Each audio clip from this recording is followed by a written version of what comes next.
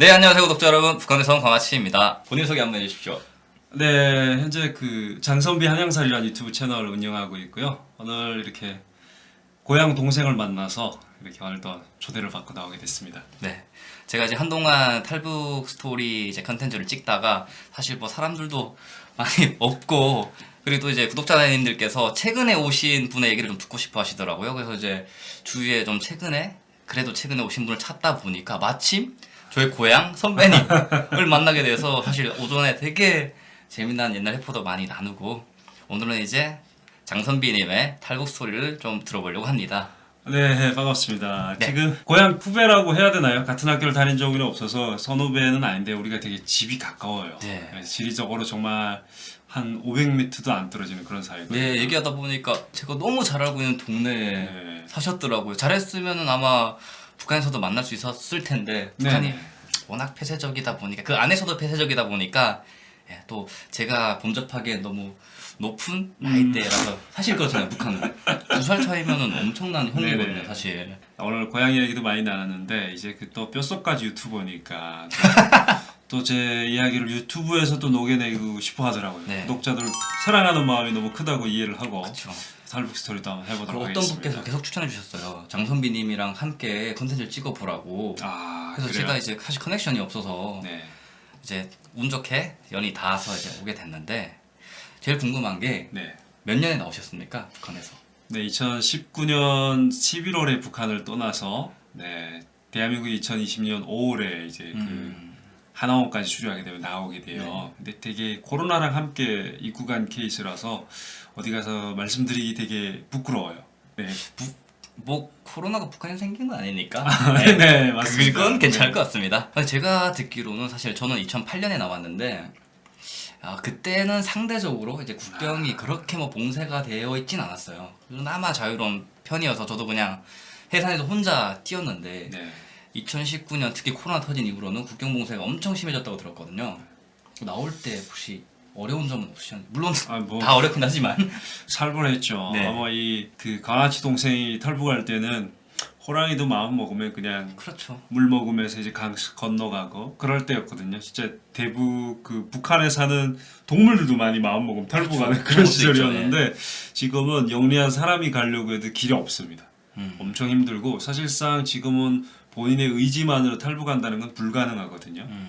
그래서 지금 실질적으로 그 탈북하는 인원도 많이 줄고 네. 거의 없잖아요. 코로나 그렇죠. 시작돼서부터는. 거의 없다고 하더라고요. 네, 그게 바깥쪽에서 협조를 해주지 않으면 우리가 올 수가 없어요. 절대 그 안에서 자의적으로는 마음을 먹더라도 불가능하다. 네, 그건 정말 20년 전 얘기지. 그냥 살기 힘들어. 그럼 현해탄을 건너가듯이 그러니까 도강한다고 했잖아요. 네, 예전에는. 생존을 위해서 간다. 그건 정말 옛날적이고 지금은 밖에서 협력을 해주지 않으면 탈북 자체가 거의 불가능한 시스템으로 네. 대북을 해가지고 사실상 그런 연고가 없이 탈북하는 사람이 거의 없죠. 네, 저는 사실 그 운 좋다고 말해야 되죠. 5년 전에 사귀던 여자친구가 있었어요. 네. 북한에서요. 네. 네. 그 2016년 네, 그때 사귀었던 친구가 있는데 이 친구가 사귀다가 1년 차쯤 사귀었을 때 그 가버렸어요. 한국으로. 네. 저는 뭐 좀 심하게 말하면 배신을 당하고 자, 한국으로 갔다는 걸 아셨나요? 헤어질 당시는 몰랐죠. 이제 할머니네 집에 들어갔다 오겠다라고 말하고 떠났는데 오지 않고.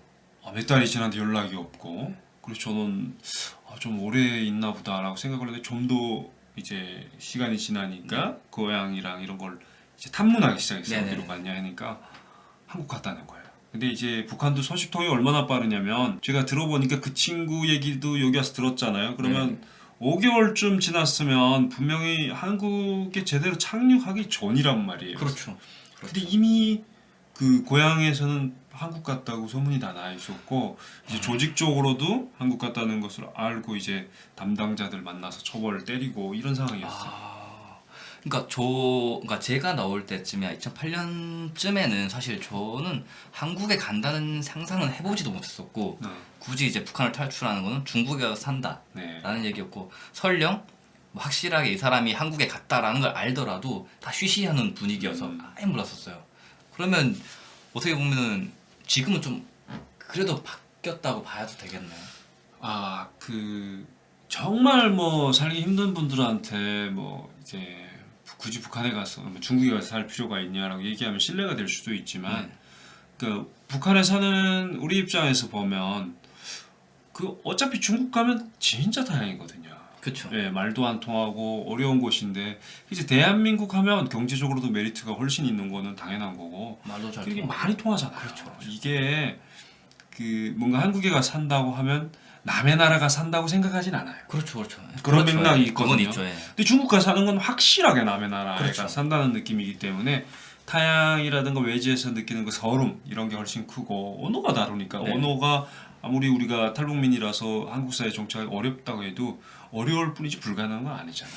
자, 그러면은 지금 장선미님께서는 어떻게 보면 여자친구가 가셔가지고 먼저 네. 여자친구의 덕인가? 네, 독이죠. 여자친구의 덕으로 네, 오게 부인하면 안 됐다고 됩니다. 말씀하셨는데 그러면 북한에 계실 때 탈북이라는 거에 대해서 또는 한국에 간다는 거에 대해서 생각을 해본 적 있나요? 가능하다고. 사실 가능한지는 생각을 해본 적이 없습니다. 네. 뭐 주변에 인연이 없잖아요. 그렇죠. 근데 그러면 굳이 막연하게 내가 한국에 가서 사다면 이런 상상할 필요가 없고 그리고 좀 제 기준에서 말씀드리면 북한 사회에서 어차피 이 땅에서 살 건데 네. 굳이 이 사회의 불합리성을 많이 느끼고 시시콜콜 그 따지면서 사는 게 너무 괴롭거든요. 그렇죠. 그렇죠. 네. 네. 어차피 살아야 된다고 하면 네, 굳이 살 건데 이 땅이 나쁘다는 생각을 계속하면 삶이 너무 힘들어지거든요. 가능하면 긍정적으로 생각을 하자. 그래, 어차피 우리가 여기서 정착하고 적응하고 그렇게 하면 살아가야 되는 존재지. 내가 무슨 목숨을 안 아끼는 혁명가도 아니고, 네. 네, 굳이 그런 반항적인 정신을 가지고 사는 건 되게 좀 피곤하거든요. 삶이. 그렇죠. 그렇죠. 그렇죠. 네, 그래서 한국 간다는 생각은 한 번도 해본 적이 없고, 그리고 그러니까 죽어도 여기서 죽는다. 네, 고향을 떠나서 한국 가서 그렇게 행복할 거라는 생각 자체도 안 했던 것 같아요. 네. 자, 그렇다면 어찌 됐건 오셨잖아요. 네, 그러면 처음에 그 내가 한국을 가야겠다 또는 탈북을 해야겠다라고 그 시작 어쨌든 모든 것은 다 시작이 있잖아요. 네. 시작하게 된 계기는 어떻게 될까요? 하루는 아침밥을 먹는데 전화가 왔어요. 네. 그래서 전화가 왔는데 전화를 받으니까 그 전화 거신 분은 국경에서 사는 그 북한 주민이시고. 네, 주민이 전화를 와서 그 첫사랑 여친 이름을 부르면서 아니야. 네. 뭐 안다 얘기하니까 만나고 싶어 하는데 만나겠냐 그러는 거예요. 그래서 그 말인즉슨 뭐 북에 다시 들어왔다는 건가 아니면 중국에서 전화가 온다는 건가? 근데 조금 합리적으로 생각을 해보니까 한국에서 지금 나를 만나고 싶다는 거잖아요. 네. 근데 이게 지극히 정상적인 사람이라면 한국에서 나하고 커넥션을 원하면 불안하거든요. 그럼요. 예. 그렇지. 그 아직도 이제 정책적으로나 이런 데서 대립돼 있는 국가고 네. 뭔가 이제 내가 한 발 잘못 디디면 이제 적선이라고 하는데 북한에서는 뭔가 여기서 간첩이 엮이는 것처럼 그럼요. 아주 심각하게 엮일 수 네, 있거든요. 인생이 걸린 거 아닙니까? 네, 심각하거든요. 통화 자체만으로도. 네, 그래서 처음에는 만나고 싶은 마음이 컸지만 야 이게 내가 함부로 호기심으로 움직일 일이 아니다라고 생각해서 많이 자제를 했어요. 그 믿어지셨나요? 처음에 믿어는 줬어요. 그럴 그래요? 수는 있는 거니까. 저 같은 경우는 어머니가 먼저 가셨는데 네. 사람을 보내서 저는 안 믿었거든요. 이거 보이브 끈앞풀인 줄 알고 신고할까 엄청 고민했었고 그 강명 씨가 그 전화를 받는 나이랑 어려서 그랬나? 네, 제가? 어렸을 때 그런 거고 네. 저는 30 조금 지나서 받았는데 음. 엄청 그 아무래도 이제 네.